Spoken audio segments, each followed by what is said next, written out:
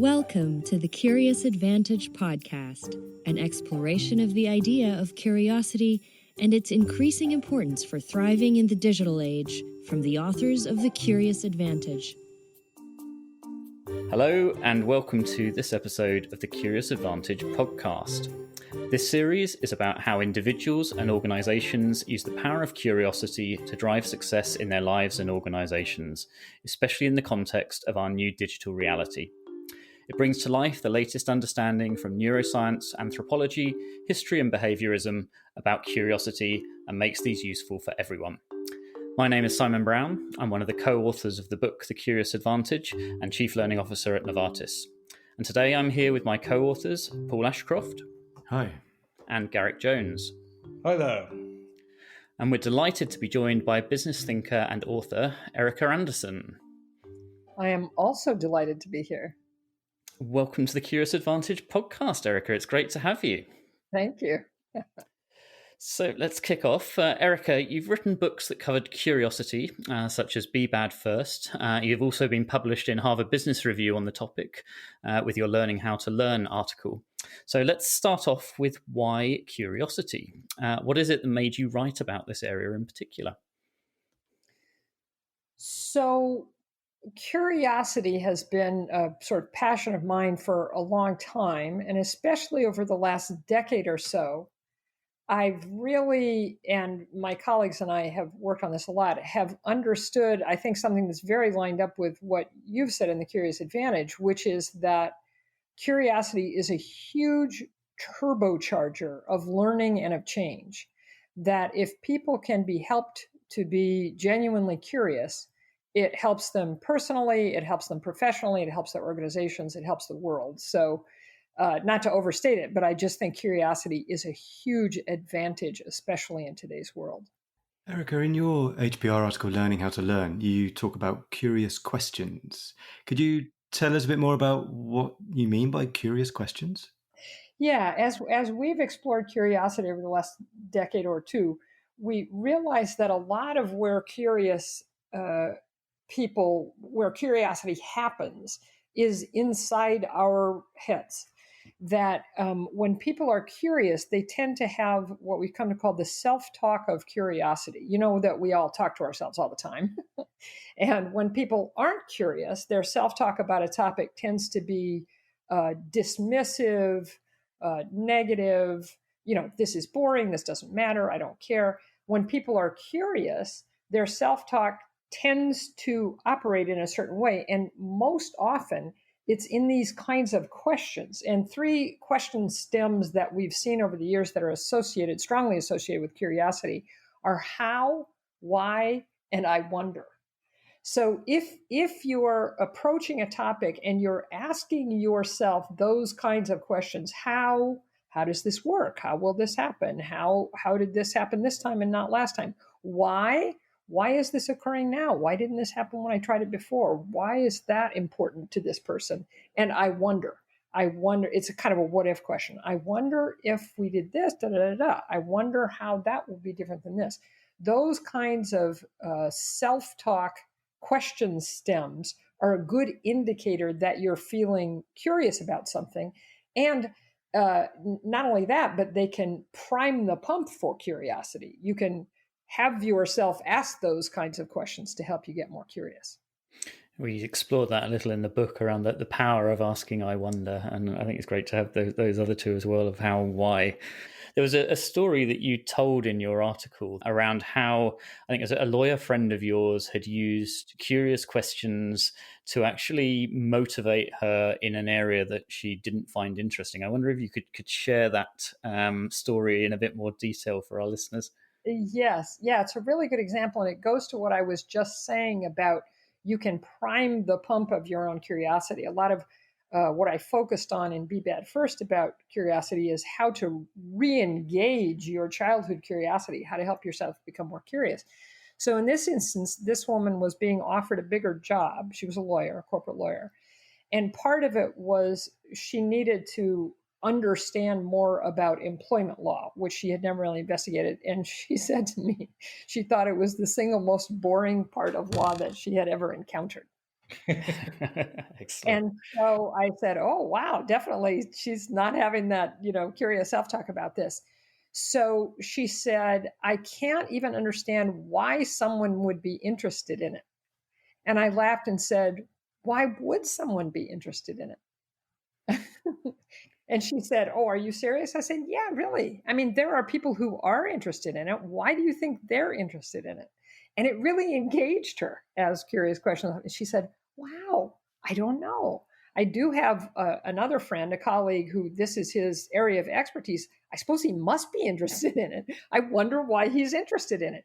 And so just asking that question then, as curious questions do, it catalyzed action.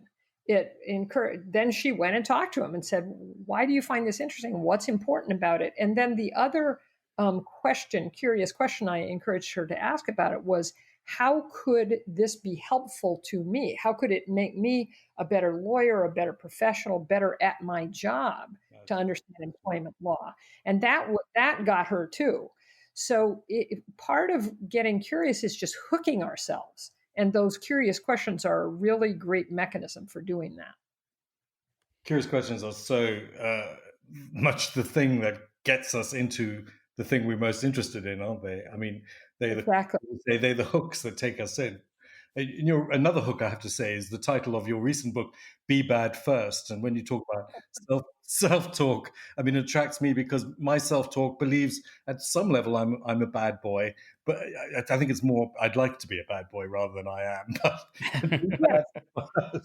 Yes, and the title is intentionally provocative. It's kind of like, wait, what do you mean? What we talk about in the book, and what I really mean by being bad first, is in the book we talk about the 4 mental skills that I believe are key to learning. One of which, to our conversation, is endless curiosity. But the fourth one of those skills is willingness to be bad first, which means willingness to be a novice. And again, it's about self-talk, because when we grow up and get to be expert in some things, we like being experts. And it's often hard for us, especially as middle-aged and older people, to go back to being a novice, to be willing to say, I don't really know anything about this. That's difficult for us. And so curiosity is one of the things that helps you over that hump. If you can go, well, why? Tell me more about that thing, and get genuinely curious about it, it's less uncomfortable to be a novice. You describe how today's world requires the ability to acquire new knowledge and skills quickly, and how we must seek to learn. And we need to learn and acquire the new skills that allow us to thrive. Can you tell us more about that? Especially, what are those skills that allow us to thrive? Well, so the skills that allow us to thrive are coming at us every day. I can't even say what they are. But the skills that allow us to learn, I think, are pretty clearly defined. I talk about them a lot in the book. I mean, it's the core of the book. That the first one, very briefly, the first one is aspiration. That you have, if you're going to learn, the only way you can learn something new is to want to learn it. And fortunately, we can make ourselves want to do things. And a lot of people don't know that. They think either I want to or I don't. And so that part of the book is all about how do you raise your own level of aspiration so that you want to do the things, want to learn the things that you actually need to learn. The second one is neutral self-awareness, that it's very difficult to learn well if you don't know where you're starting from.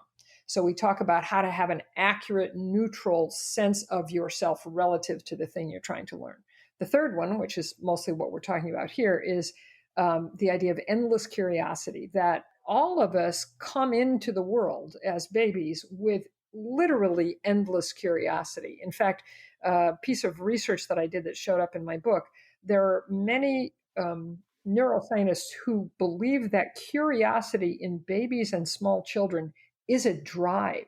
They consider it a drive, like hunger and thirst are drives, that it's necessary for survival.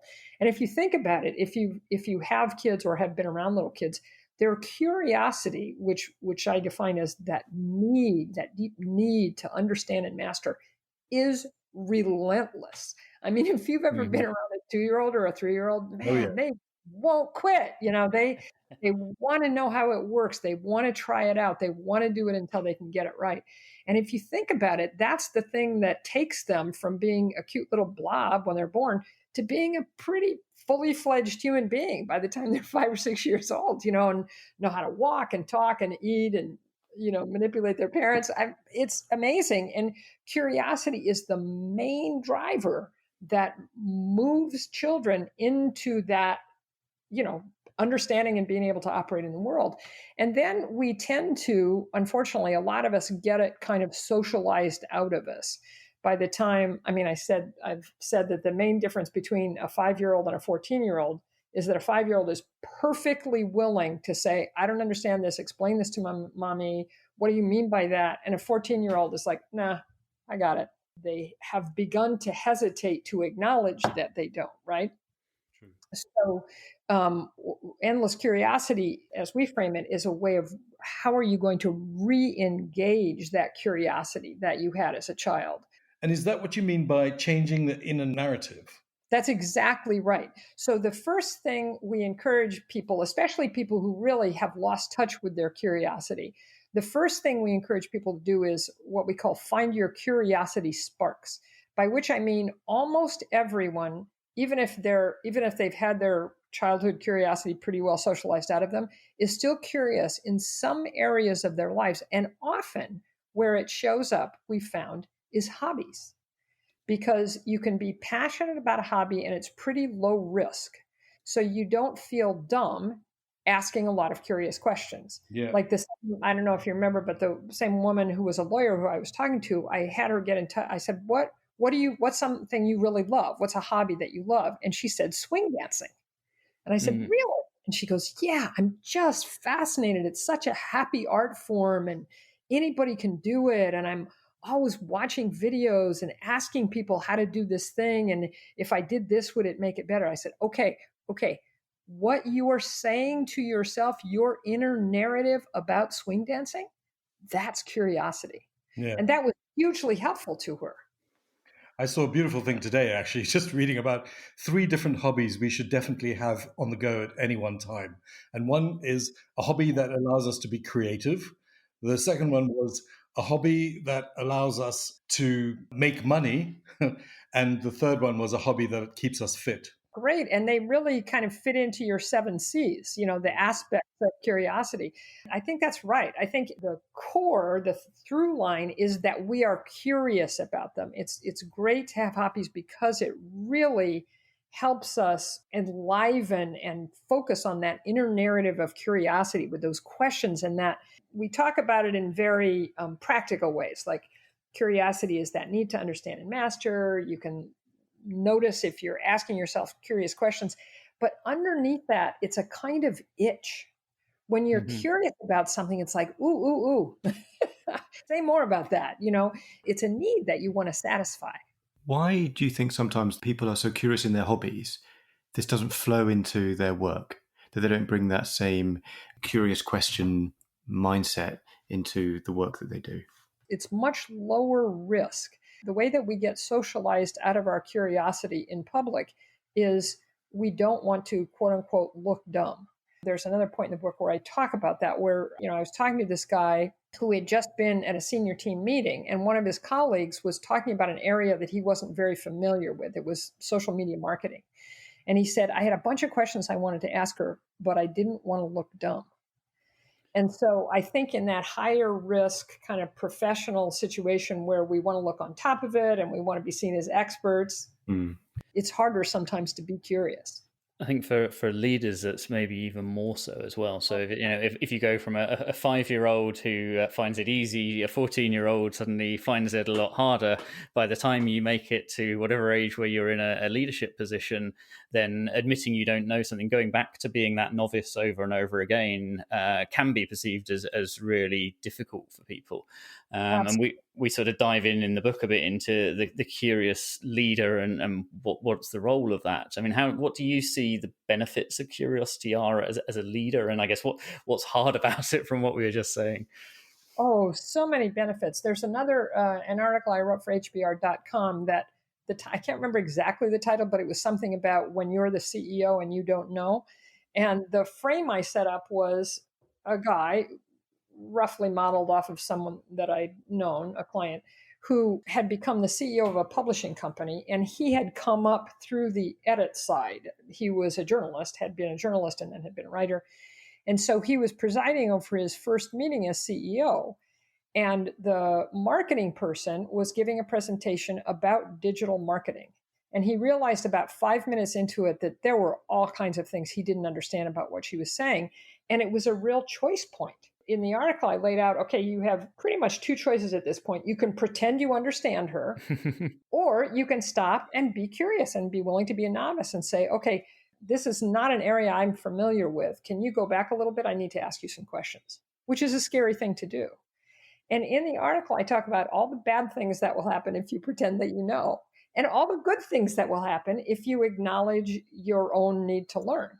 And the main things that happen, the main good things that happen if you do that as a leader, if you acknowledge your own need to learn and become curious, the first thing and the most important thing is you are modeling that for the people who work for you. When I've seen this happen in meetings, there's a great guy that I worked with for a long time, a CEO, who was wonderful at this. And he would stop people and say, okay, pretend I'm a first grader. I literally don't know very much about this. And you'd see, especially the new people in the meeting, their shoulders would go down. They're like, oh, that's the kind of operation we have here where we can actually ask those kinds of questions. That's a relief, So that modeling is really critical. That's the first thing. The second thing is it's the only way to learn. We're in an age now where no one can know everything. And even if I'm sure this guy was suited for the job and had lots of capabilities, there's no way you can come into a new job and know everything you need to know. So it's, first of all, absolutely practical to do this. But second, it's so important for you as a leader to be open in that way so that you can learn the things you need to know. It's the only way that you can succeed. A curious culture is a game changer. What does curiosity mean for you? Follow #CuriousAdvantage and join the conversation.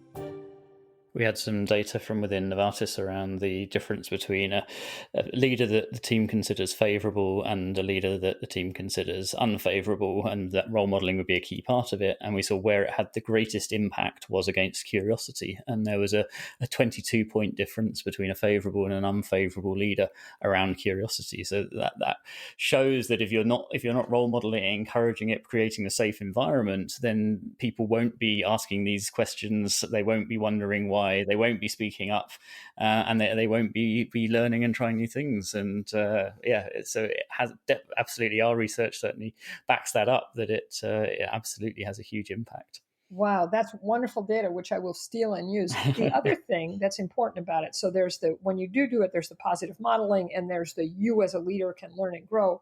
The negative, which I'm sure is partly responsible for that 22-point difference, is everybody knows that you don't know everything. Yeah. And so when you try to pretend that you do, your credibility is immediately trashed. Yeah. The person is sitting there going, no, I know that guy was just a writer. He doesn't know about social media marketing. Why is he pretending that he does? So it erodes trust. And you shift the whole thing into a kind of performance rather than something that's a real interaction. Exactly. What are you working on at the moment, Erika? Oh, the book that I'm writing now, I'm about 3/4 of the way through, is called Changing. And the subtitle is Making Nonstop Change Our New Normal. Ooh. So there you go. I'm guessing curiosity plays quite a critical part there, because certainly one of the drivers that we talk about for why now it's more important is no one really knows what's coming. We're getting accelerating change, and therefore curiosity gives you a model or a superpower, almost, as we talk about it, to be able to navigate through that change. Oh, absolutely. In fact, the core, I'll give you the trailer for the movie. I always try to unpack things down to their component parts, so you can really understand and do something about it. And we've been working with organizations in large transformations and change management for almost a decade. But I really wanted to get down to what happens inside of an individual human being when they successfully go through a change. And the absolute core of that, again, back to internal narrative, is a mindset shift. and I'll say this quickly, but I think this will, as I know you a little bit through having read your book, I think this will really resonate for you, that when people are on the backside of a change, when they haven't, they're not going to do it yet, their mindset about the change and the behaviors that will be required are, generally speaking, how we think about changes we haven't agreed to or accepted yet, is that it's going to be difficult, costly, and weird. And difficult just means difficult. I don't know how to do it, or there are impediments to me doing it structurally or organizationally or culturally. Costly can mean time, money, identity, reputation. It's going to cost me something. And weird just means unnatural. This feels unnatural to me. And if you notice when a change is imposed upon you, if you listen to your self-talk, almost without exception, that's how you're talking to yourself. This is going to be hard, and it's going to make me look dumb, and it just seems odd. I don't know. Why should I do this? Wear a mask? No, that's stupid. Then what the shift is that allows you to behave differently and accept the change is that your mindset shifts from hard to easy, or at least doable, from costly to rewarding, and from weird to normal. So once you start to see a change and the new behaviors required as being easy, or at least doable, rewarding, and normal, then you'll do it. You'll change your behavior. That's right. And one of the ways to help people as a leader make that shift, or to even help yourself make that shift from difficult, costly, weird to easy, rewarding, normal, is to help yourself or the other person get curious. Yeah. How might you make it easier? How might it be rewarding? Why is it weird? And what might make it normal? In the book, we talk about the shift from the pyramid of top-down management and control to this new cloud where everybody's connected and everybody has access to data, and hierarchies are really subverted so much, and leadership has to change so much. And then we were thinking about the COVID situation. Within the COVID world, there have been a lot of organizations who've been able to carry on business as normal, perhaps because they were in a digital frame already, or perhaps they had the idea of change being constant already in the culture. And then those organizations that haven't had that have really been caught on the blind side, because it's not easy to change. And we were talking about so much has been required to pivot very quickly, and yet to pivot you almost need everybody in the organization to be ready for that, or to be used to the pivot mindset. And curiosity really allows people to pivot very quickly, because it not only asks them to wonder what the scenarios are that they could move into, but also to test some of the new ones and then be ready to move quite quickly. You want to have the culture of being able to pivot in your system before the requirement to pivot comes along, if you know what I mean. I completely agree with you. And in fact, in this new book I'm writing, I talk a lot about that. 20 years ago, when a company was going to do a reorg, which is what we all called it then, we all kind of expected that, okay, we're going to lift it up, change it around, set it back down again, and then that'll be it for the next, So in the book, I talk about, yes, we have to get better at going through a specific change, but more important, we have to make ourselves and our organizations change capable, which I think is what you're talking about. So that kind of pivoting, that response, that like, oh, it's something new, what are we going to do about it? Versus having months of like, oh, this is terrible and it's costly and difficult and weird and we don't feel good about it. How do you quicken that shift into, okay, I get it. What do we need to do? Let's do it. And you spend your days, Erika, with lots of different organizations and companies. So do you see this difference in those companies that you work with ones that are much more progressed in being curious, if you like, and having a culture around continuous learning, and others that are still not there yet? Can you see the differences? Absolutely. And just as Garrick was describing them, so that those who are not curious, not what I would call change capable, it's like curiosity and slightly larger change capability overall. It's like a lubricant in the system. And without that, everything kind of catches and freezes. It's like an engine that's not lubricated. It just won't operate well. And so what I see in organizations that have been able to pivot well in COVID, they're all ready to move. You said something earlier, Garrick, they accept change as the norm. Like, it is nonstop. We are going to be changing. It's not unfreeze, refreeze. We're going to have to be doing this continuously. So let's really get curious. Let's figure out how to do it.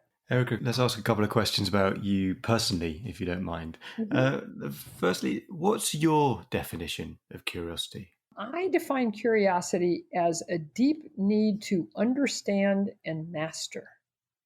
And the reason master is important to me is because I think real curiosity is very muscular and very practical. It's not just a random intellectual curiosity, which can be fun too. I'm continually looking up things, Mm-hmm. But real curiosity I go back to that childhood curiosity. It's when I'm curious about something, it's like, oh, I want to know how this works. I want to know how to do this. This will make me more capable as a human being. This will make this organization more capable. It has a real connection to action. I love how you define it as something muscular, because it implies it's something that you can work on and train and get better at. Exactly how we think of curiosity, I think. You're listening to the Curious Advantage podcast, inspired by the book The Curious Advantage, written by Paul Ashcroft, Simon Brown, and Garrick Jones. Subscribe to the podcast today. And mastery really links to action. And one of the ways that we talk about action and curiosity is about construction. The best way to master something is to learn and to try and do it, and to go in and to fail and to figure it out, but to continually do it to a point where you become a master at it. That for us is true curiosity, and part of what we call the curiosity engine, the relationship between construction and creativity. Yeah, we're 1,000% aligned. And a lot of times when people say they're curious, it's a kind of idle, non-muscular, non-action-oriented curiosity. But I think real curiosity, and it's the curiosity, again, that was born into us as babies, is like, I want to be able to operate better in the world, in this new world that's in front of me. And so, yes, I completely agree with everything you're saying. Getting out there and doing it and trying it. Erika, what makes you personally most curious? That is an impossible question to answer because it changes day to day. No, literally, it's that delta between what I'm capable of and what I want to be capable of. I mean, I get curious when it seems to me that something is going to allow me to operate better in ways that are important to me. And so if somebody says to me, I'll give you a great example. So our business, which is all about coaching and consulting and facilitation and has skill development, for managers and leaders. We've had to, speaking about being change capable, I'm proud that we've had to completely pivot our business over the, March and April, May to be 100% virtual, whereas before it was probably 90% face-to-face. And one of the core facilitations that we do, and it's something we've been doing for 30 years, we have a vision and strategy process where we work with clients to help them get clear about what they're solving for, where they're starting from, what would it look like if it were good, what's their vision for the future of their organization, what are the obstacles they have to overcome, and then the strategies and tactics for getting there. So, and I've done it hundreds of times for dozens of organizations. And so when I was trying to redesign it as a virtual, I realized that there were one of the kind of activities, I guess, we do when we're helping people create vision is we do this kind of Post-it note exercise where they create the headlines about the future they want to create, put them on a wall, and we mess around with them. And I got very curious about how we were going to do that virtually. So we're not in a room. How are we going to do that? And so that I was deeply curious because it was the only way I was going to be able to still offer this helpful thing to people. And we found a platform. A colleague of mine found it actually, a platform called neuro.com, where we can do both that and mind mapping, which is another tool we use very well, very efficiently. So, and then once we found it, I was motivated to actually learn how to do it and how do we do it with the group, and then how do we teach it to the people internally who are certified to do it. So a great example of, I was curious about that because I needed that capability. It reminds me of when you're talking about children and learning, and we give them, toys and things to play with where they're creating scenarios of the world. And we know that healthy children, healthy cognitive development is all about allowing them to simulate these worlds and to tell stories about them and to play and to fail and to, go into fairyland and all the things that they require. But essentially what they're doing is laying down patterns of behavior for things they'll need as they grow, and become adults. And I think it's the same thing for corporations. I mean, we need to be able to play, as you say, find solutions and platforms that allow us to play and to put things out there and to figure things out in a way that's safe and in a way that allows us to tell stories that allow us to then put things into action. I think that's exactly right. Put things into action in ways that will allow us to become more capable and achieve our own versions of the future that we're moving toward. I think that's exactly right. And what I noticed when my own kids were little, and now that I have grandkids, is that the toys they like are the most realistic ones. Like when my son, who is now in his 30s, was a kid, he loved actual real things. Like I remember I got him a set of Fisher-Price keys, and he used to kind of pretend he was starting the car and pretend he was opening doors.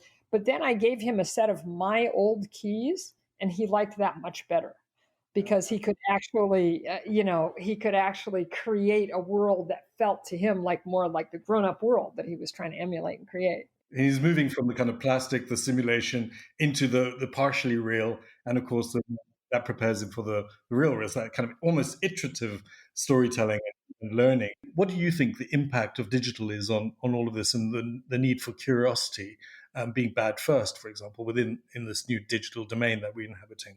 The whole advent of digital, which has been hugely accelerated in the last 6 months by COVID, it just makes it more important than ever for us to be curious. I mean, just that little teeny story I told about Moreau.com, there are so many things we need to understand about how to operate and how to operate differently in groups, what platforms to use, what technologies to use. I just think we have to be even more flexible and curious and change capable than ever, because and this is just my opinion, but I don't think it's ever going to go all the way back to where it was. I think this is a necessary acceleration. I mean, like, for instance, we've seen a lot of our clients now are doing, because they are doing leadership training with us virtually.